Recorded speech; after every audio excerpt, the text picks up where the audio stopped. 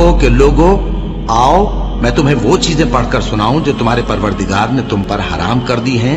ان کی نسبت اس نے اس طرح ارشاد فرمایا ہے کہ کسی چیز کو اللہ کا شریک نہ بنانا اور ماں باپ سے بدسلوکی نہ کرنا، بلکہ حسن سلوک کرتے رہنا اور ناداری کے اندیشے سے اپنی اولاد کو قتل نہ کرنا، کیونکہ تم کو اور ان کو ہم ہی رزق دیتے ہیں، اور بے حیائی کے کام ظاہر ہوں یا پوشیدہ ان کے پاس نہ پھٹکنا،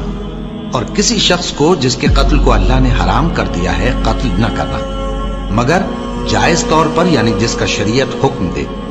ان باتوں کی وہ تمہیں تاکید کرتا ہے تاکہ تم سمجھو، اور یتیم کے مال کے پاس بھی نہ جانا مگر ایسے طریق سے کہ بہت ہی پسندیدہ ہو، یہاں تک کہ وہ جوانی کو پہنچ جائے، اور ناپ اور تول انصاف کے ساتھ پوری پوری کیا کرو۔ ہم کسی کو ذمہ دار نہیں بناتے مگر اس کی طاقت کے مطابق، اور جب کسی کی نسبت کوئی بات کہو تو انصاف سے کہو، گو کہ وہ تمہارا رشتہ دار ہی ہو،